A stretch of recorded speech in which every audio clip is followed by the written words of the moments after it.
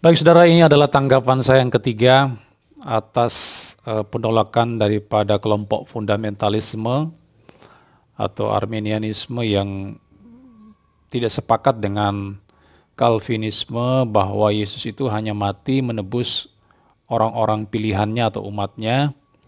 Jadi penebusan Kristus itu bersifat terbatas. Nah, mereka tolak itu ya. Ada yang menarik dalam perdebatan antara Pak Muriwali Yanto Matalu dengan Dr. Stephen ya. Ketika mereka memperdebatkan tentang poin limited atonement.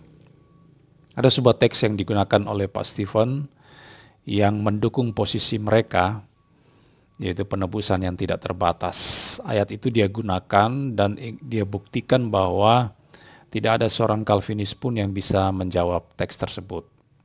Ayatnya dalam 2 Petrus 2 ayat 1. Sebagaimana nabi-nabi palsu dahulu tampil di tengah-tengah umat Allah, demikian pula di antara kamu akan ada guru-guru palsu. Mereka akan memasukkan pengajaran-pengajaran sesat yang membinasakan, bahkan mereka akan menyangkal penguasa yang telah menebus mereka. Dan dengan jalan demikian, segera mendatangkan kebinasaan atas diri mereka. Jadi ini ayat yang diklaim oleh Pak Stephen, di mana ternyata menurut dia, Yesus juga itu menebus guru-guru palsu. Menebus orang yang binasa, orang yang tidak percaya, dan bahwa teori Calvinis yang mengatakan penebusannya itu bersifat terbatas, itu salah.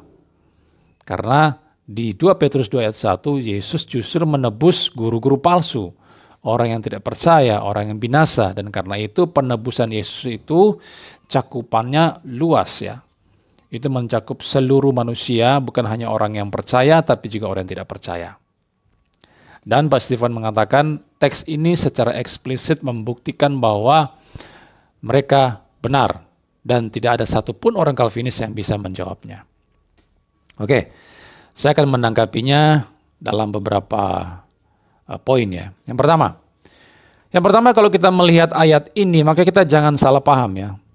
Ayat ini sebetulnya tidak mencatat Yesus itu menebus orang-orang yang sudah ditentukan untuk binasa. Atau yang orang Calvinis mengatakan sebagai orang yang direprobasi ya. Tidak seperti itu.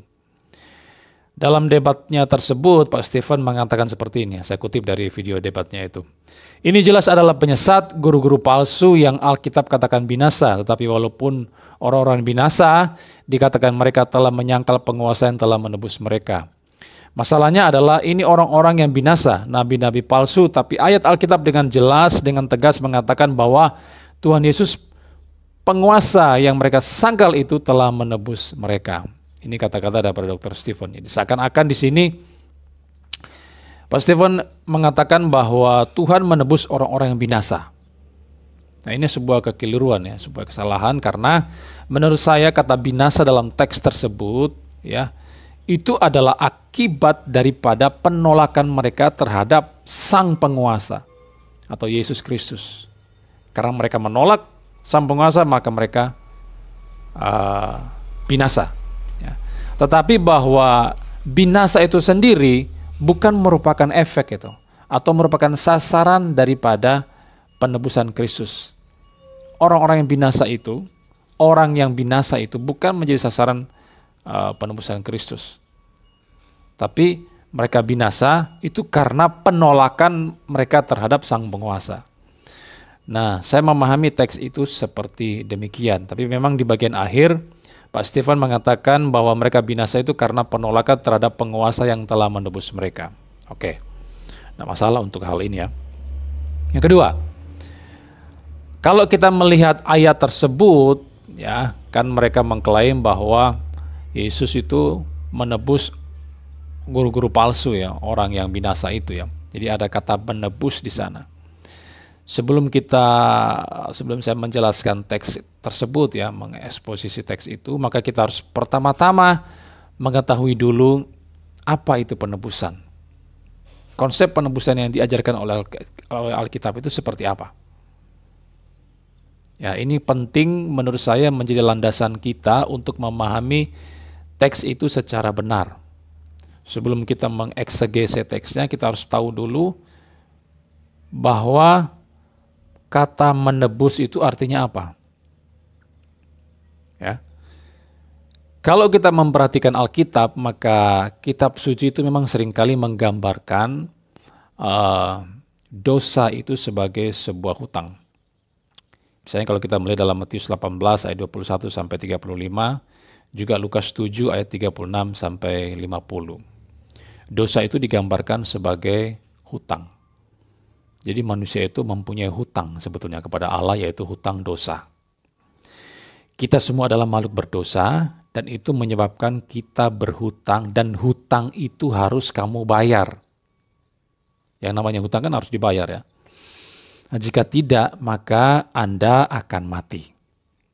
Ini tercatat dalam Roma 6 ayat 23. Kalau kita melihat Nahum 1 ayat 3a, dikatakan di sana Tuhan itu panjang sabar dan besar kuasa, tetapi ia tidak sekali-kali membebaskan dari hukuman orang yang bersalah. Lihat ya, Allah tidak pernah membebaskan hukuman orang yang bersalah. Kalau dia berdosa, dia pasti harus dihukum. Ini keadilan Allah ya. Nah, ada kepercayaan lain yang mengatakan bahwa mereka bisa bayar hutang dosa itu dengan cara berbuat baik, beramal saleh, memberikan sedekah, fakir miskin, membantu orang miskin, janda-janda, dan sebagainya. Dan mereka mengklaim dengan melakukan itu mereka bisa bertemu dengan Tuhan di sorga. Nah, ini adalah sebuah pernyataan yang mustahil menurut saya untuk bisa digenapi, untuk bisa dilakukan. Mengapa? Karena tidak ada seorang manusia pun yang sempurna. Ya, tidak ada manusia yang bisa perfect ya, sempurna, suci 100%. Dia pasti akan berdosa dan terus jatuh dalam dosa. Dan satu dosa saja yang kau lakukan, itu cukup untuk membuang engkau selama-lamanya di neraka. Tidak ada manusia yang suci ya. Dan karena itu mustahil untuk mencapai surga dengan perbuatan baikmu itu. Mustahil. Sama sekali mustahil.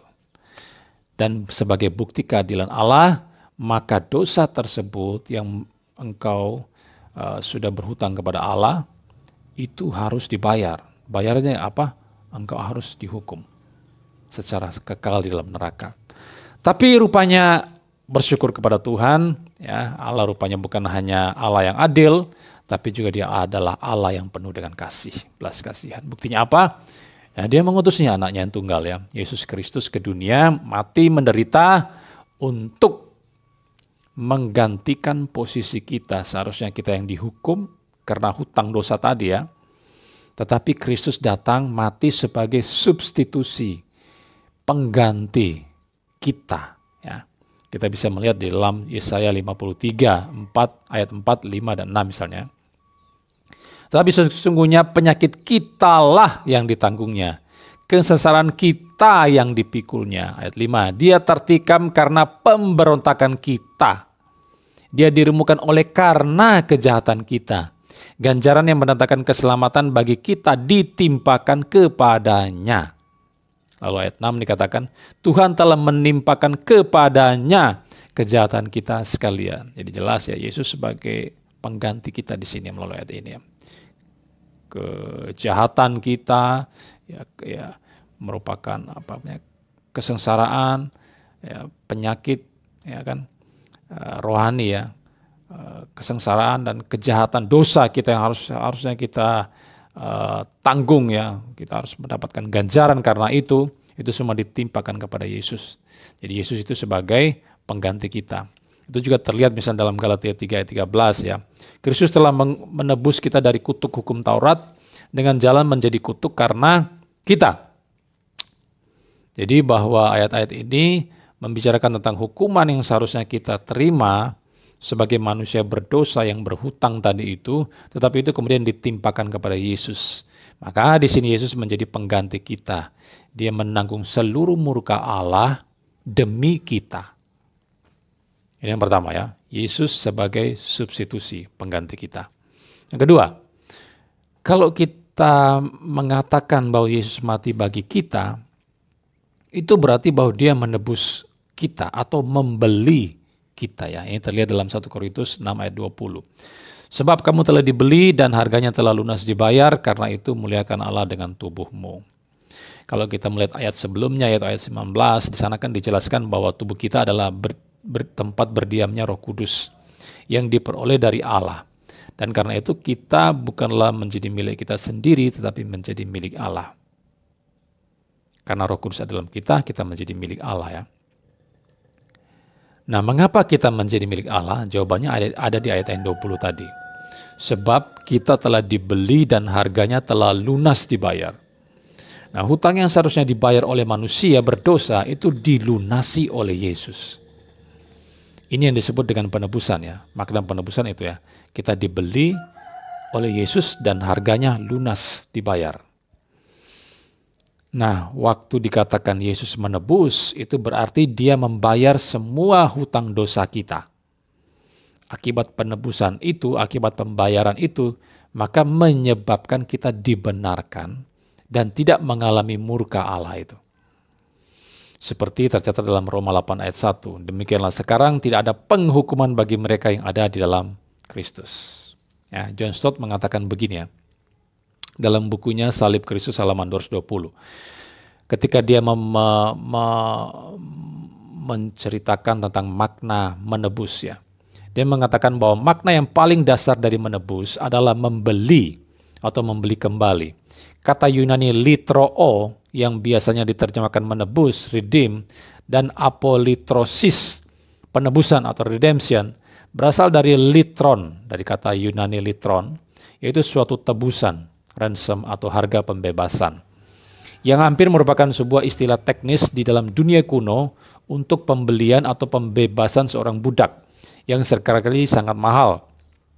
Tulis Leon Morris, kita tidak memiliki kebebasan untuk mengurangi maknanya menjadi suatu pelepasan yang tidak jelas atau bahkan murahan. Stott mengatakan begitu ya, makna penebusan itu dari kata Yunani litroo, ya berasal dari kata litron, itu merupakan sebuah harga pembebasannya. Kita ditebus berarti kita dibebaskan. Dibebaskan dari apa? Dari budak. Kita diibaratkan sebagai seorang budak, di mana Yesus datang untuk menebus, membeli kita yang adalah budak dosa itu sendiri. Kemudian saat John Stott menyoroti Markus 10 ayat 45, ayat itu mengatakan bahwa Yesus memberikan nyawa menjadi tebusan bagi banyak orang ya. Stott berkata begini, gambaran tersebut mengimplikasikan bahwa kita sedang ditawan dan hanya bisa dibebaskan dengan pembayaran suatu harga tebusan. Dan bahwa harga tebusan itu tidak kurang dari nyawa Sang Mesias itu sendiri. Hidup kita yang bersalah, hidupnya yang dikorbankan sebagai gantinya. Tanpa diragukan mengimplikasikan substitusi. Ini dijelaskan oleh kombinasi dari dua kata sifat di dalam ungkapan Yunani, antilitron, hiperpolon. Yang secara harfiah berarti suatu tebusan untuk menggantikan demi banyak orang. Kematian Yesus berarti bahwa pada dirinya terjadi apa yang seharusnya terjadi pada diri banyak orang. Karena itu, ia menggantikan kita. Ini dalam buku Stott, Salib Kristus halaman 222 dan 223. Jadi kita melihat di sini ya bahwa kematian Kristus itu bukan hanya sekedar sebagai substitusi atau pengganti kita, tapi bahwa orang yang ditebus itu berarti dia sudah dibeli. Sehingga dia terbebas ya, terlepas dari ikatan dosa yang membelenggu dia, dan bahwa dia sekarang sudah menjadi milik Allah ketika Yesus menebus dia. Nah sekarang, bagaimana posisi orang yang sudah ditebus oleh Yesus itu sendiri? Apakah karya penebusan yang Yesus kerjakan terhadap orang tersebut menjadi bisa berhenti atau efeknya itu menjadi hilang? Kita lihat ayatnya ya. Yohanes 19 ayat 30. Sesudah Yesus meminum anggur asam itu, berkatalah ia, sudah selesai. Lalu ia menundukkan kepalanya dan menyerahkan nyawanya. Sekali lagi saya mengutip John Stott ya, sebagai salah seorang teolog, dia mengomentari kata-kata sudah selesai, dia berkata begini. Seruan kedua, seruan kemenangan yang nyaring, di dalam teks Injil dituliskan dengan satu kata tunggal, yaitu tetelestai. Dengan menggunakan bentuk perfect tense. Jadi Stott mengatakan ini bentuk perfect tense. Maksudnya apa? Maksudnya bahwa kata ini berarti sudah selesai dan selamanya selesai, akan tetap selesai. Sudah selesai dan selamanya akan tetap selesai. Ini makna kata sudah selesai dalam bahasa Yunani tetelestai dalam Yohanes 19 ayat 30. Itu merupakan bentuk perfect tense ya, sesuatu yang sudah dikerjakan, sudah selesai dan terus menerus selesai. Ya. Ini adalah sebuah pernyataan yang sangat penting sebetulnya harus kita mengerti dan pahami secara benar ya. Sudah selesai di sini berarti apa yang selesai? Yang selesai itu adalah kesalahanmu, dosa-dosamu. Sudah beres ya, selesai. Nah, itu tindakan yang sudah terjadi. Tindakan yang sudah terjadi ya, bukan hanyalah merupakan tindakan yang ditawarkan kepada manusia. Ini, ayo kita percaya. Ini adalah penebusan, harus terima atau tolak penebusan ini. Tidak seperti itu ya. Tetapi ini merupakan tindakan yang sudah dikerjakan oleh Yesus. Dan apa yang sudah dikerjakannya itu, dampaknya atau efeknya terus terjadi. Seterusnya sampai selamanya. Itu sesuatu yang sudah dia kerjakan, sudah selesai, tetap selesai, dan efeknya, dampak yang ditimbulkan akibat penebusan tersebut, ya, bahwa orang tersebut dibebaskan dari dosa, dia menjadi milik Allah, ya kan, bahwa dia diampuni oleh Kristus, efeknya itu terus terjadi dan dinikmati oleh orang yang sudah ditebus oleh Yesus. Ini makna kata-kata sudah selesai atau tetelestai tersebut ya. Maka dengan demikian, kalau kita mengatakan atau ketika Alkitab menyatakan bahwa manusia itu ditebus oleh Yesus, maka ada kurang lebih 4 poin yang harus kita mengerti dari kalimat tersebut. Yang pertama, itu berarti bahwa Kristus telah membeli atau membayar lunas semua hutang dosa kita. Kita terbebas dari dosa, dan kita dibenarkan. Yang kedua, Kristus menjadi substitusi atau pengganti kita. Kita yang seharusnya dihukum, kemudian itu ditimpakan kepada Kristus. Dia menjadi pengganti kita. Ketiga, bahwa penebusan itu berarti kita dibeli. Dan ketika kita dibeli, maka kita menjadi milik Allah, ya, menjadi milik Kristus. Keempat, karya penebusan yang sudah Yesus kerjakan itu, ya, itu sudah selesai, selamanya selesai, dan tidak pernah bisa berhenti, atau efeknya itu tidak pernah bisa hilang. Nah, ini makna penebusan ya, kita harus paham seperti itu. Sekarang pertanyaan begini, jikalau manusia sudah ditebus oleh Yesus, lalu apakah memungkinkan bahwa manusia itu tetap berada di dalam dosanya? Memungkinkan kita, dan karena itu dia tetap harus dihukum. Apakah seperti itu? Nah, saya beri sebuah ilustrasi ya. Misalnya ada seorang bernama Stephen, dia mempunyai hutang 1 miliar kepada saya. Karena dia tidak bisa membayarnya, lalu ada seorang bernama Johnny membantu Stephen untuk membayarkan hutangnya kepada saya. Dia berikan saya 1 miliar, ini hutangnya. Dia sudah menebus 1 miliar. Tapi kemudian ketika Stephen mendengarnya, dia mengatakan, saya menyangkali semua tebusan daripada Johnny itu. Lalu saya berkata, loh, Johnny sudah membayarnya Pak. Ini bukti kwitansinya. Sudah lunas dia bayar sama saya 1 miliar. Stephen mengatakan, wah karena dia mempunyai free will ya. Orang-orang fundamentalisme seperti itu ya. Sangat mengagungkan free will. Lalu dia mengatakan, oh pokoknya saya tidak peduli pokoknya.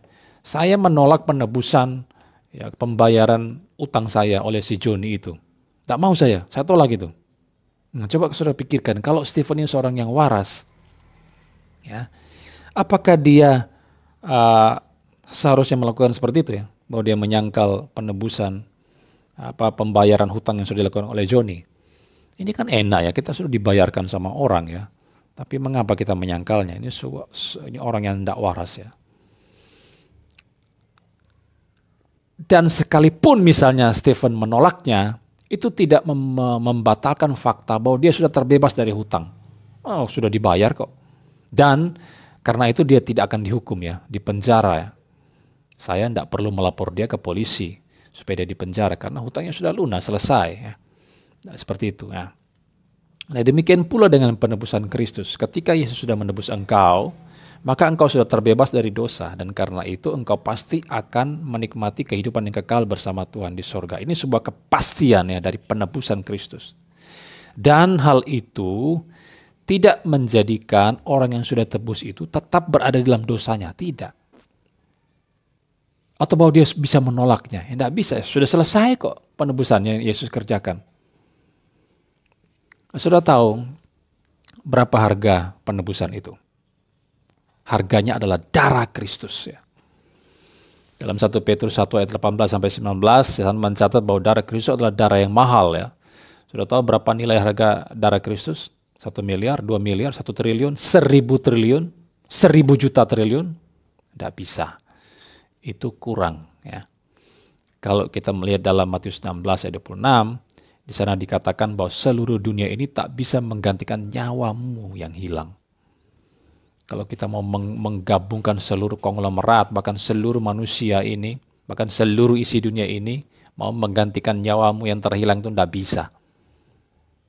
Satu-satunya cara, engkau harus percaya kepada kematian Kristus di atas kayu salib, dan itu yang menyebabkan engkau terbebas dari semua hutang-hutang dosamu itu.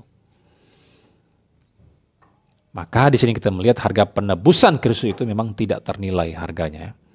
Tidak bisa dibandingkan dengan apapun juga. Pada saat Kristus menebus atau membayar manusia dari hutang dosa-dosanya yang begitu banyak tersebut, maka dosa manusia itu pasti diampuni, engkau dibenarkan, diberi hidup yang kekal. Ya, ingat seperti yang saya katakan tadi, ya, karya penebusan itu sudah terjadi dan itu sudah selesai dan selamanya sudah selesai. Sekarang, setelah kita memahami konsep penebusan menurut Alkitab, kira-kira apakah kelompok fundamentalisme, apakah Dr. Stephen Liao tetap kekeh pada pendiriannya bahwa ayat di dalam 2 Petrus 2 ayat 1 itu, bahwa betul Yesus memang sudah menebus guru-guru palsu itu. Orang yang tidak percaya itu masih tetap berpegang pada prinsip itu apa tidak? Saya yakin mereka tetap berpegang pada hal itu ya. Walaupun saya sudah menunjukkan konsep penebusan yang benar menurut Alkitab. Mereka pasti mengatakan, loh buktinya dalam 2 Petrus 2 ayat 1 guru-guru palsu itu binasa dan mereka ditebus oleh Yesus. Orang yang tidak percaya itu ditebus oleh Yesus. Nah kalau saudara masih mempunyai konsep seperti ini, berarti Anda itu belum mempunyai pemahaman yang benar tentang penebusan itu sendiri. Maknanya apa, efeknya bagaimana, berarti engkau belum paham itu. Oke lah, yang ketiga ya, tanggapan saya yang ketiga sekarang. Kalau kita melihat teks dalam 2 Petrus 2 ayat 1, di sana orang-orang fundamentalisme itu menafsirkan seperti ini ya. Mereka mengatakan ini menunjuk adanya kemampuan manusia atau guru-guru palsu untuk menolak penebusan yang telah Kristus kerjakan, dan karena penolakan itu mereka binasa. Jadi bahwa ayat ini jelas mencatat penebusan Kristus mencakup juga orang-orang yang tidak percaya, guru-guru palsu, orang-orang yang binasa. Dan karena itu Calvinisme salah yang memahami penebusan itu terbatas hanya untuk orang-orang pilihan. Oke, kalau kita melihat teksnya, kata-kata telah menebus dalam 2 Petrus 2 ayat 1, itu dari kata akar kata agorazo ya. Kalau saya melihat di dalam buku Dispensational Theology halaman 453, Charles F. Becker mengatakan begini terhadap kata agorazo itu ya. Dia mengatakan bahwa kata ini berasal dari kata untuk tempat berjual beli atau pasar ya, dan berarti membeli di pasar. Ya, ini sama saja dengan kata litron yang digunakan oleh John Stott tadi ya, seperti saya katakan tadi. Ini merupakan transaksi ya, pelunasan sebetulnya. Pelunasan budak di pasar. Nah, sebelum kita berjumpa dengan Yesus, kita sebetulnya adalah budak ya, budak dosa. Kita terbelenggu oleh dosa dan kita berada di suatu tempat ya, digambarkan sebagai pasar itu ya. Budak-budak itu ada di sana. Lalu kemudian setelah kita berjumpa dengan Yesus, kemudian Yesus itu digambarkan ya, memasuki pasar itu, lalu dia membeli budak tersebut. Dia membeli engkau yang sudah percaya. Nah, waktu dia membeli budak tersebut, maka dia tidak membeli dengan harga yang separuh. Misalnya dia cuma bayar 50% atau 75%, tidak. Tapi dia membayar 100%. Harganya itu lunas dibayar. Ketika engkau dibeli dari budak dosa itu, Maka Yesus membeli dengan harga yang lunas ya. Kalau kita membeli suatu barang di toko, misalnya kan dikasih kwitansi lalu kita dicap lunas ya, dicap lunas. Nah sama dengan itu, ketika engkau percaya kepada Kristus, engkau telah dibeli oleh Kristus dari budak dosa itu, dan harganya lunas dibayar. Engkau sudah distempel lunas ya, lunas. Dan ketika Kristus menebus engkau, maka ada efek yang ditimbulkan dari itu. Seperti yang sudah saya katakan tadi. Yang pertama ya, kita itu diadopsi menjadi anak Allah dalam Galatia 4 ayat 5. Lalu yang kedua, orang yang ditebus itu berarti dosanya diampuni. Efesus 1 ayat 7, Kolose 1 ayat 14. Yang ketiga, penebusan itu berakibat menjadikan kita menjadi milik Allah. Ya, Efesus 1 ayat 14. Yang keempat, orang yang ditebus itu berarti dia tidak akan dihukum karena Yesus sudah menggantikan posisinya ya. Galatia 3 ayat 13. Yang kelima, orang yang ditebus itu pasti ada di sorga. Kita bisa bandingkan dalam Wahyu 14 ayat 3 dan 4. Nah ini adalah efek yang ditimbulkan akibat penebusan yang Kristus kerjakan. Nah sekarang kita membandingkan dengan 2 Petrus pasal 2 tadi ya. Dibicarakan di sana adalah yang pertama, mereka itu adalah guru-guru palsu. Kita lihat ayat 1 ya. Lalu kemudian mereka itu memberikan pengajaran-pengajaran yang sesat. Ayat 1. Kemudian yang ketiga, mereka punya kehidupan atau perbuatan yang sangat buruk. Kita bisa melihat dalam ayat 2 dan ayat 3. Lalu orang-orang yang dibicarakan tersebut adalah orang yang menolak penguasa atau Tuhan Yesus. Kemudian mereka itu binasa, masuk neraka. Kita bisa baca dalam ayat 1, 3, dan 17. Nah kalau kita membandingkan kedua bagian itu, kita membandingkan ciri-ciri orang yang dibicarakan dalam 2 Petrus 2 dengan efek daripada penebusan Kristus, maka ini tidak memungkinkan ya. Bahwa orang-orang yang dibicarakan dalam 2 Petrus 2 tersebut, orang yang betul-betul ditebus oleh Kristus.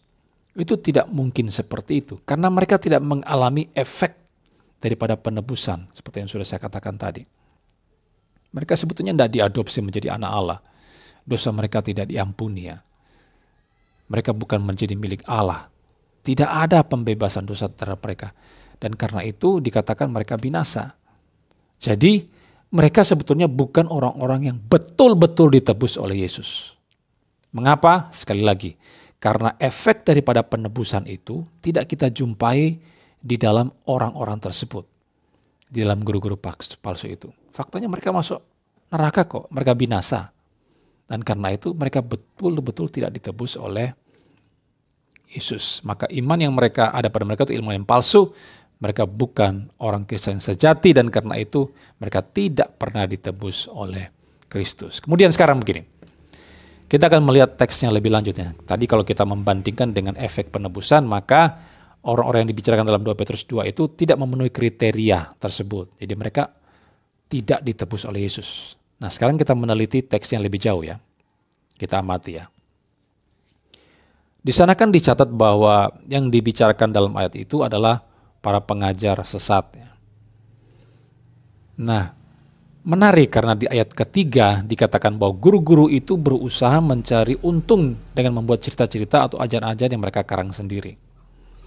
Jadi ayat 3 menjelaskan walaupun mereka disebut pengajar sesat, tapi mereka rupanya mencari untung daripada pengajaran-pengajaran mereka lakukan. Misalnya apa? Bisa saja mereka mengatakan bahwa mereka adalah orang-orang tebusannya Yesus ya. Sudah ditebus oleh penguasa itu. Tujuannya apa? Tujuannya untuk mengelabui jemaat sebetulnya. Sehingga jemaat mempercayai hal tersebut, jemaat mengakui pengakuan mereka tersebut, kemudian mereka bisa mendapatkan keuntungan dari hal itu. Ya, jadi tujuannya itu untuk itu ya. Tetapi kalau kita melihat ayat-ayat selanjutnya, sesungguhnya mereka adalah guru-guru palsu ya. Apa yang mereka ajarkan itu sesungguhnya ya hanyalah merupakan kamuflase ya untuk menipu orang-orang jemaat di sana untuk mendapatkan keuntungan. Nah, ini terbukti lewat kehidupan mereka yang tidak beres ya. Kalau kita lihat ayat yang kedua dan ayat ketiga, dikatakan di sana penuh hawa nafsu, serakah, mencari untung dari cerita-cerita isapan jempol mereka. Nah, perlu saudara tahu orang-orang yang dibicarakan dalam 2 Petrus 2 ini adalah orang-orang yang ada di dalam gereja Tuhan ya. Mereka itu menyusup di antara jemaat. Itu sudah bisa melihat dalam Yudas 1 ayat 4 ya. Yudas 1 ini merupakan ayat paralel dari 2 Petrus 2. Jadi mereka ada di dalam persekutuan orang-orang percaya ya waktu itu ya. Melakukan aktivitas rohani, ya mereka mengajar di sana ya. Melakukan pengajaran, mereka guru-guru di sana ya. Tetapi sesungguhnya mereka itu sebetulnya adalah guru palsu dan merupakan serigala yang buas, yang pasti binasa. Nah, setelah kita mengkaji teksnya lebih dalam, maka kata-kata penguasa yang telah menebus mereka itu, nah sekali lagi ya, setelah saya melihat teksnya lebih jauh, maka kata-kata penguasa yang telah menebus mereka, itu saya memahami tidak boleh diartikan bahwa Yesus memang betul-betul menebus guru-guru palsu tersebut. Tidak bisa seperti itu. Mengapa? Karena ini akan menentang ya banyak teks Alkitab yang mencatat efek daripada penebusan itu sendiri. Orang yang sudah ditebus itu dia diadopsi menjadi anak Allah, dosanya selesai, diampuni, dibebaskan, menjadi milik Allah, tidak dihukum, dan pasti ke surga. Dan efek daripada penebusan itu akan terus ada sampai selamanya. Tetapi faktanya kita melihat dalam 2 Petrus 2 tersebut, orang-orang yang dibicarakan di sana atau guru palsu tersebut adalah binasa. Jadi mereka tidak mengalami efek daripada penebusan. Dan karena mereka tidak mengalami efek penebusan itu, maka saya menyimpulkan bahwa mereka adalah orang-orang yang tidak pernah ditebus oleh sang penguasa atau Kristus itu sendiri. Nah sekarang pertanyaannya, bagaimana kita harus memahami ayat tersebut? Lantas bagaimana pemahaman yang benar terhadap teks tersebut? Nah, saya sepakat dengan para penafsir ya yang mencatat bahwa ayat tersebut harus dimengerti menurut pengakuan guru-guru palsu itu sendiri. Mereka mengakui bahwa mereka itu orang tebusan, lalu jemaat atau gereja Tuhan di sana pada waktu itu juga mengakui demikian. Seperti pengakuan guru-guru palsu tersebut. Misalnya Louis Berkhof ya, seorang yang menulis dalam bukunya Teologi Sistematika volume 3, Doktrin Kristus halaman 216 yang terbitkan oleh Momentum ya. Berkhof berkata begini, penjelasan yang paling baik dari ayat-ayat ini diberikan oleh Smeaton, sebagaimana tafsiran dari Piscator dan orang-orang dari Belanda, yaitu bahwa guru-guru palsu ini dilukiskan menurut pekerjaan mereka masing-masing dan oleh kebaikan keadilan. Mereka menyebut mereka sendiri sebagai orang-orang tebusan. Nah ini pengakuan mereka ya. Mereka sendiri mengakui sebagai orang tebusan dan dianggap demikian menurut gereja. Karena mereka tinggal dalam persekutuan mereka. Jadi ini menurut Berkhof ya. Bahwa kata-kata tersebut harus dimengerti itu menurut pengakuan daripada guru-guru palsu itu. Bahwa mereka adalah orang tebusan. Orang-orang yang telah ditebus. Dan itu dianggap demikian menurut gereja Tuhan, menurut jemaat di sana pada waktu itu, ya, termasuk menurut penulis surat Petrus juga menganggap demikian menurut pengakuan mereka sendiri, pengakuan guru-guru palsu itu. Kenapa begitu? Karena mereka ada di dalam persekutuan jemaat Kristen saat itu. Mereka ada di dalam persekutuan, melayani, melakukan aktivitas rohani, menjadi pengajar di sana, sehingga apa yang menjadi pengakuan mereka tersebut demikianlah dianggap oleh gereja Tuhan, jemaat Tuhan, oleh penulis surat Petrus pada waktu itu. Jadi sesuai dengan profesi mereka sebagai pengajar, mereka itu memang sengaja ya mengajarkan hal-hal tertentu, ya, misalnya mengakui diri telah ditebus dan sebagainya. Tujuannya untuk apa? Untuk mengelabui jemaat di sana agar mereka mendapat keuntungan daripada hal itu. Ya.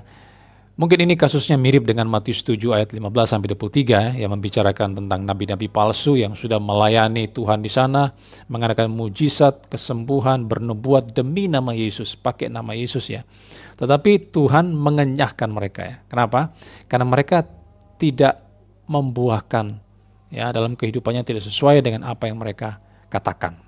Jadi itu hanya sebatas pengakuan mereka saja di depan jemaat Kristen, ya, sesuai dengan aktivitas rohani yang mereka lakukan.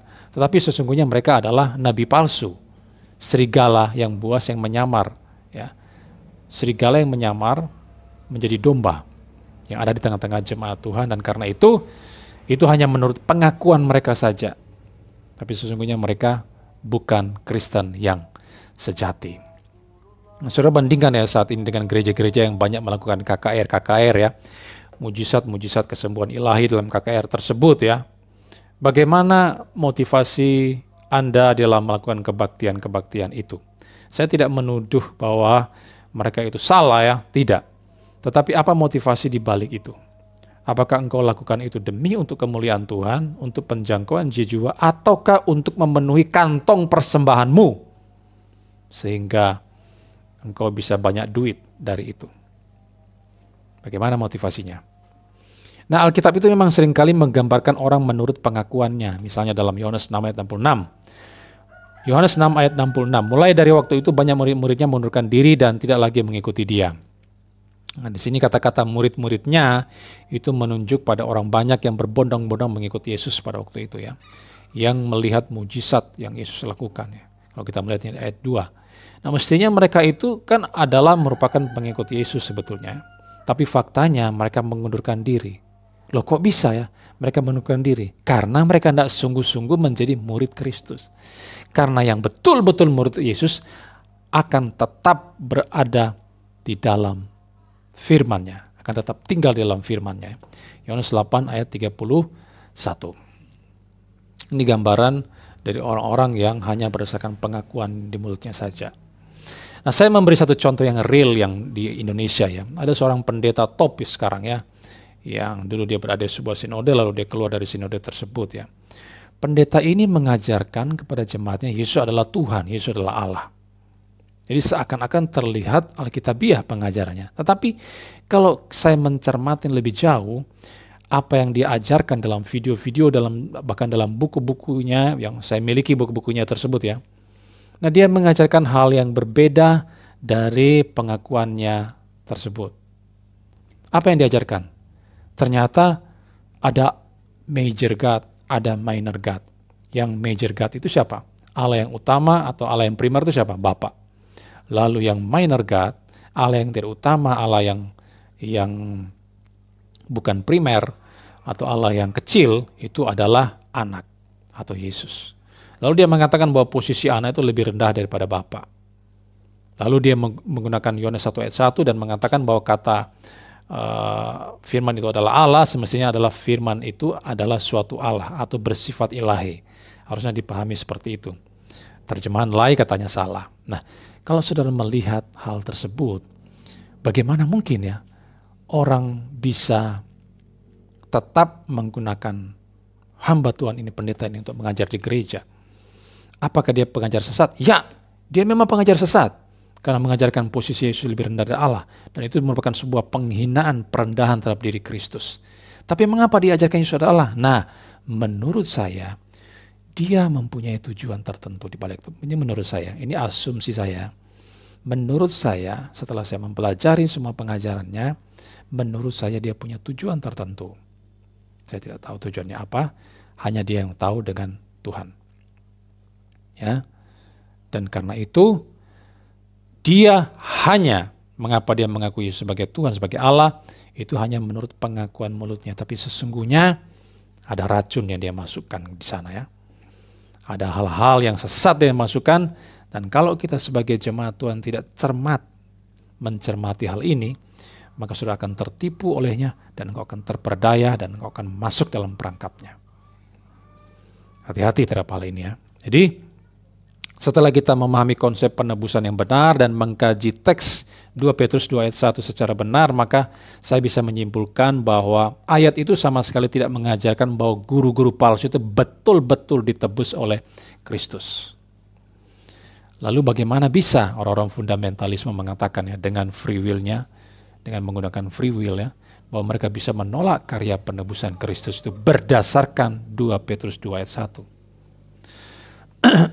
Nah, guru-guru palsu itu tidak ditebus kok. Bagaimana mereka bisa menolak penebusan? Nah, mereka orang-orang yang tidak ditebus. Nah, kemudian penolakan guru-guru palsu itu terhadap penguasa atau Yesus itu bukan terkait dengan penebusan yang sudah Yesus kerjakan kepada mereka. Tidak ya. Tetapi itu dikaitkan dengan pribadi Kristus. Yang mereka tolak itu bukan penebusan yang Yesus sudah kerjakan, tetapi diri Kristuslah, sang penguasa itulah yang mereka tolak sehingga guru-guru palsu itu binasa. Nah, itu pemahaman yang menurut saya benar terhadap 2 Petrus 2 ayat 1. Oke.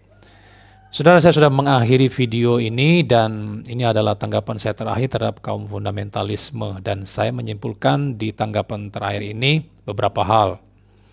Ya.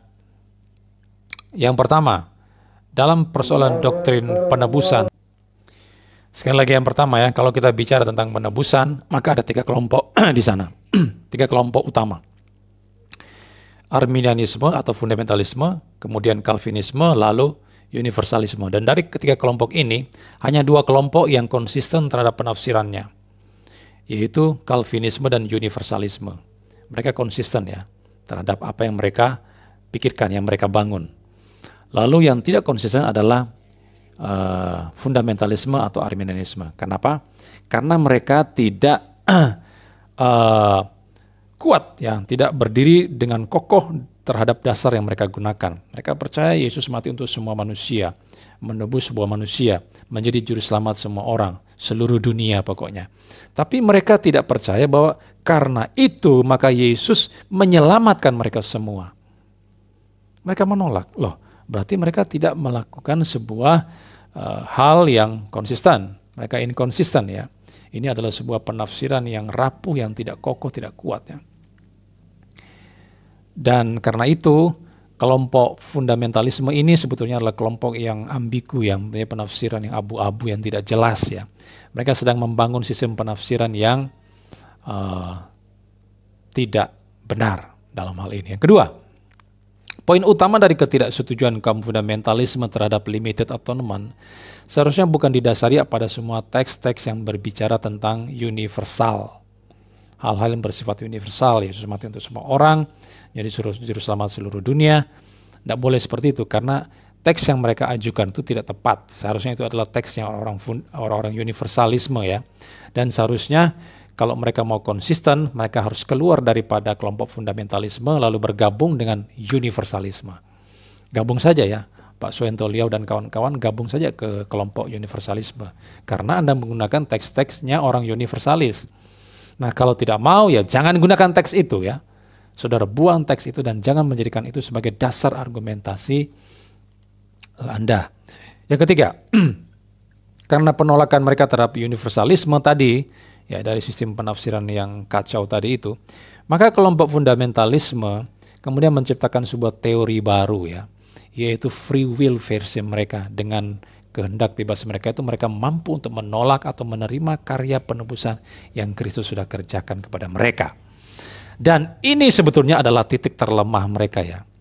Ketika mereka menggunakan free will untuk menjadi landasan penolakan mereka, maka sebetulnya mereka sedang berhadapan dengan Allah yang Maha Kuasa ya.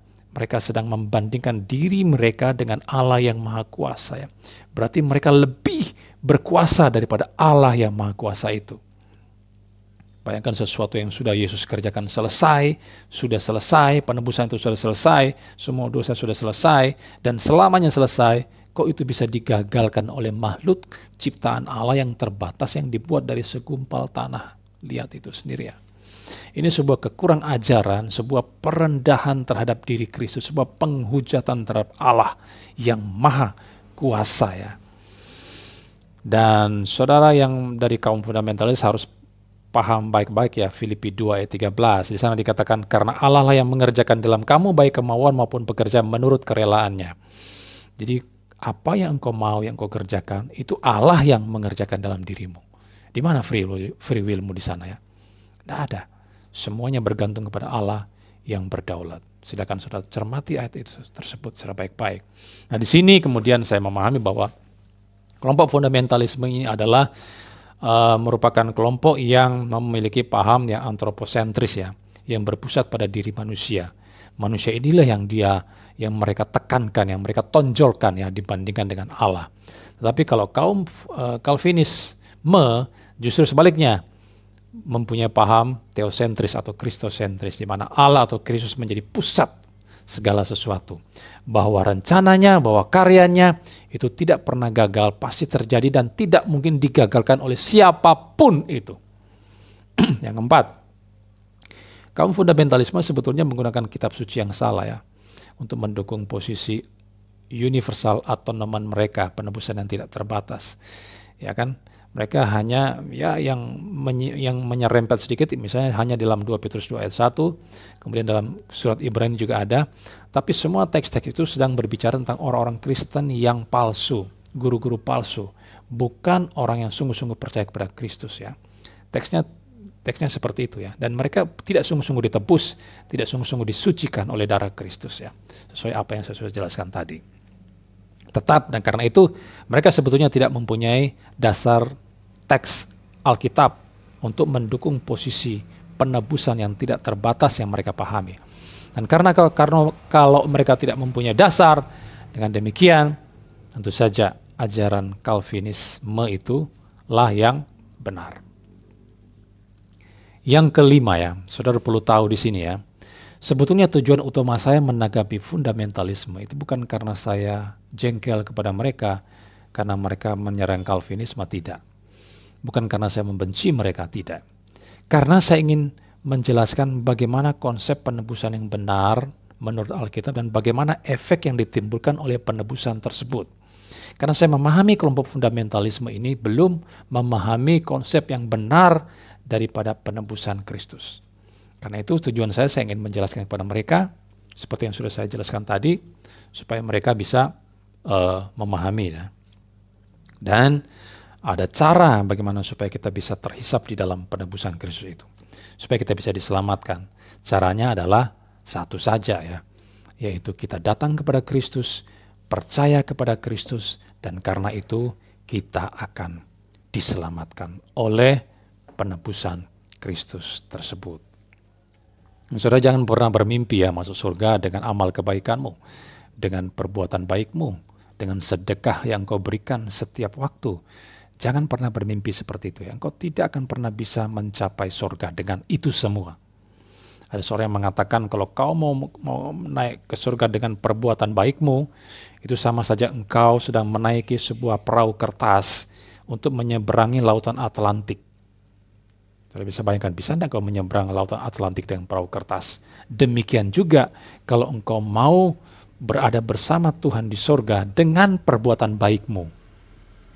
Itu sama mustahilnya dengan ketika engkau menyeberangi lautan Atlantik dengan perahu kertas. Dan karena itu, kalau ada dari pihak saudara ya, kelompok fundamentalisme ataupun kelompok Calvinisme yang belum percaya kepada Kristus, segeralah datang kepada Kristus, dan itu untuk kepentingan Anda sendiri, agar supaya engkau bisa diselamatkan bersama Tuhan di sorga. Tuhan memberkati kita semua.